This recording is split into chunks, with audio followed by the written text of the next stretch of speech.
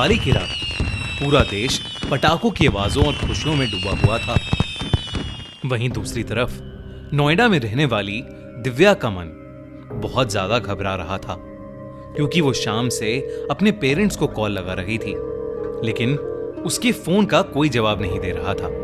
जब दिव्या के mummy papa ने उसका फोन नहीं उठाया तो उसने उनके केयर टेकर महेश को भी कॉल मिलाने का ट्राई किया, लेकिन महेश का फोन बंद आ रहा था।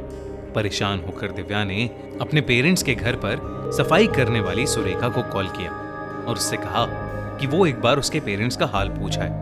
जब काफी देर तक सुरेखा ने भी कॉल बैक करके कुछ अपडेट नहीं दिया तो दिव्या ने डिसाइड किया कि वो खुद जाकर अपने मम्मी पापा का हाल देख आएगी। वो घर से निकलने ही वाली थी जब दिव्या को सुरेखा का कॉल आया। सुरेखा की कांपती हुई आवाज सुनते ही दिव्या समझ गई कि कुछ ना कुछ बहुत। जब सुरेखा ने दिव्या को बताया कि उसने अभी क्या देखा था तो वो सुनकर दिव्या की धड़कन रुक गई। सुरेखा ने बताया कि दिव्या के पेरेंट्स मिस्टर और मिसेस जायद जमीन पर खून से लथपथ बेजान पड़े थे। किसी ने उनके घर में घुसकर उन दोनों को बहुत बेरहमी से मार दिया था। ये सुनते ही दिव्या फौरन अपने पेरेंट्स के घर के लिए निकल गई। उनका घर गाजियाबाद के पटेल नगर में था। दिव्या ने वहां पहुंचते ही देखा कि उसके पेरेंट्स की लाशें स्ट्रेचर पर पड़ी हुई थीं और उनके सर पर गहरे घाव थे। ये देखकर दिव्या पूरी तरह सहम चुकी थी। पुलिस ने उसे बताया कि उसके पेरेंट्स के घर में कोई भी चोरी नहीं हुई थी और ना ही किसी जोर जबरदस्ती के साइंस मिले, लेकिन दिव्या को पुलिस की एक भी बात समझ नहीं आ रही थी, क्योंकि वो अपने पेरेंट्स की लाश को देखकर गहरे सदमे में चली गई थी। वहीं पुलिस को समझ नहीं आ रहा था एक 73 साल के पैरालाइज्ड आदमी और उनकी 65 साल की पत्नी को इतनी बुरी तरह से कोई बिना किसी वजह के क्यों मारेगा, और वो भी दिवाली की रात। पुलिस ने देरी ना करते हुए केस की इन्वेस्टिगेशन शुरू कर दी। पुलिस ने उस एरिया के सभी सीसीटीवी फुटेजेस मंगवा लिए और उन्हें चेक करने लगे। उन फुटेजेस में पुलिस ने देखा कि 3 लड़के बार बार उसी घर की बिल्डिंग के आसपास घूम रहे थे। उन्होंने दिव्या को पुलिस स्टेशन बुलाया और उससे पूछा कि अगर वो उन तीनों में से किसी को जानती थी। दिव्या ने वो फुटेजेस देखते ही कहा कि उनमें से एक उनके घर का केयरटेकर सुंदर था, जिसको उसके पिता अशोक ने कुछ महीने पहले ही नौकरी से निकाल दिया था, लेकिन वो बाकी दोनों आदमियों को नहीं जानती थी। पुलिस ने सुंदर और बाकी दोनों लड़कों को ढूंढना शुरू कर दिया और काफी मेहनत के बाद पुलिस ने उन्हें अरेस्ट कर लिया। जब पुलिस ने सुंदर को इंटेरोगेट करना स्टार्ट किया तो उसने इस क्राइम में इन्वॉल्व होने से मना कर दिया। सुंदर को उसकी सीसीटीवी फुटेजेस दिखाई, साथ ही साथ उसे उसके साथी अतुल कुमार का कन्फेशन भी दिखाया, जिसमें उसने एडमिट किया था कि उसने सुंदर और आजाद के साथ मिलकर अशोक और मधु जायदका का मर्डर प्लान किया था। सुंदर ने ही अतुल कुमार को अपने गांव से नौकरी का वादा करके वहां बुलाया था, पर उसके शहर आते ही उसने उससे कहा कि वो उसको नौकरी तभी दिलवाएगा जब वो अशोक और मधु के मर्डर में उसकी हेल्प करेगा। सुंदर घबरा गया और रोते रोते उसने अपना जुर्म कबूल कर लिया, मगर जब वो उस मर्डर के पीछे के और राज खोलने लगा तो इंटेरोगेटिंग ऑफिसर तक के होश उड़ गए।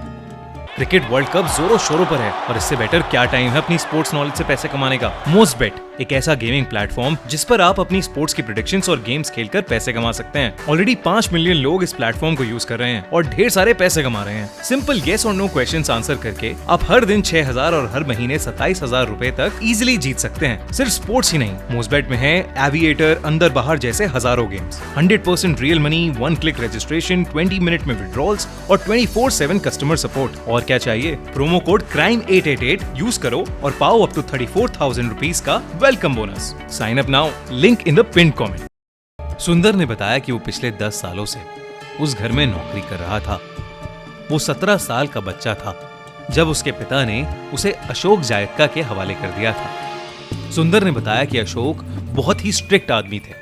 वो सुंदर को उसकी मेहनत का 1 रुपया भी नहीं देते थे, और तो और वो सुंदर को उसके घर पर बात तक नहीं करने देते थे। जैसे जैसे अशोक और मधु बूढ़े होते गए, हालत और खराब होती गई। अशोक ने सुंदर से उसके घर में रहने का किराया मांगना शुरू कर दिया था। एक दिन बात इतनी बढ़ गई कि सुंदर ने भी ऊंची आवाज में अपनी तनख्वाह मांगनी शुरू कर दी। मगर इसके बाद अशोक ने उसे बहुत मारा और मारते मारते घर से और नौकरी से निकाल दिया। उस घर से निकलने के बाद सुंदर वापस अपने गांव चला गया, मगर वहां जाकर उसे पता चला कि उसका सबसे छोटा भाई, जो सिर्फ 11 साल का था, बहुत ज्यादा बीमार था और उसके इलाज के लिए सुंदर को 1 लाख रुपए की सख्त जरूरत थी। सुंदर वापस शहर लौट आया और एक बार फिर अशोक से अपना पैसा मांगने उसके ऑफिस गया, मगर इस बार अशोक ने हद कर दी। उसने सुंदर को लोकल पुलिस स्टेशन में बंद करवा दिया। वो कई दिनों तक वहीं बंद रहा और एक दिन अशोक के मैनेजर रोहित ने आकर उसकी बेल कराई और साथ ही उसे यह खबर दी कि गांव में बीमार पड़ा उसका भाई अब गुजर चुका था। सुंदर गुस्से से भर गया था, मगर उसका अशोक को मारने का कोई इरादा नहीं था। वो तो बस उनके घर पर चोरी करके अपना पैसा लेना चाहता था। तो फिर आखिर क्यों सुंदर ने अपने 2 दोस्तों के साथ मिलकर अशोक का मर्डर कर दिया? एक्चुअली इस मर्डर का पूरा प्लान अशोक के मैनेजर रोहित का था। वही सुंदर और उसके 2 दोस्तों के साथ मिलकर अशोक और उसकी पत्नी को मारना चाहता था। यह बात पता चलते ही पुलिस ने रोहित को ढूंढ निकाला और उससे पूछताछ करने लगे। तब रोहित ने उन्हें बताया कि वो अशोक की बेटी दिव्या से बहुत प्यार करता था और दिव्या भी उसे चाहने लगी थी। मगर जब ये बात दिव्या ने अपनी मां मधु को बताई तो उन्होंने दिव्या का कहीं भी बाहर निकलना बंद कर दिया। जब रोहित ने मधु से बात करने की कोशिश की तब मधु ने रोहित की बहुत बेइज्जती की। इस बात के कुछ महीने बाद ही अशोक और मधु ने मिलकर दिव्या की कहीं और शादी करा दी।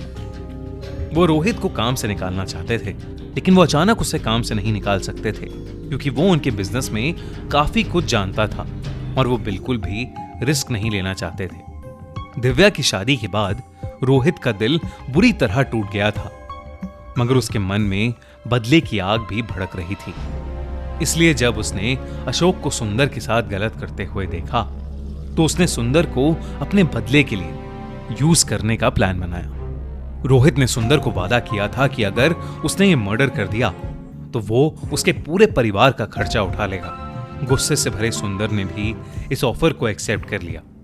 फिर उसने अपने 2 दोस्तों अतुल और आजाद के साथ मिलकर अशोक और मधु को दिवाली की रात एक बड़े से हथौड़े से मारने का प्लान बना लिया। उन लोगों ने दिवाली की ही रात इसलिए चुनी क्योंकि वो जानते थे कि उनका नया नौकर महेश दिवाली पर नहीं होगा।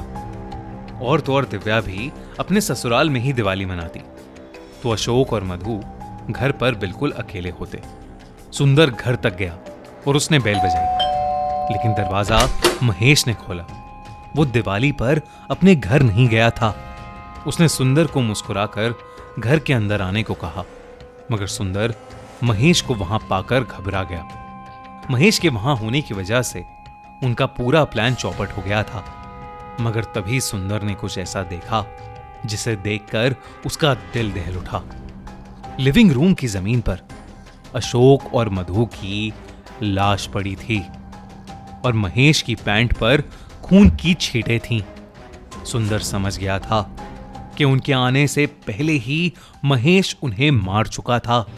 जब ये बात सुंदर को समझ आई तो महेश सुंदर पर भी अटैक करने वाला था, लेकिन तभी अतुल और आजाद वहां आ गए और उन्होंने महेश को मार डाला। उन तीनों ने मिलकर महेश की लाश को पास वाले नाले में फेंक दिया और खुद फरार हो गए। ये केस नॉर्मल केसेस से बहुत अलग था क्योंकि ये एक बदले का केस था। दिव्या ने सुंदर और रोहित की सारी बातें झुठला दी। अब पता नहीं कौन सच बोल रहा था और कौन झूठ। क्या सच में अशोक और मधु अपने नौकर को टॉर्चर करते थे या वो भी बस एक कवर अप की कहानी थी? आपको क्या लगता है इस सब के पीछे क्या सच्चाई है? खैर जो भी हो, आप इस दिवाली पर अलर्ट रहिएगा। द क्राइम शो बाय खूनी मंडे की पूरी टीम की तरफ से अ वेरी हैप्पी दिवाली। और अगर आपको एक कहानी पसंद आई तो हमारा channel the crime show subscribe करना मत भूलिएगा।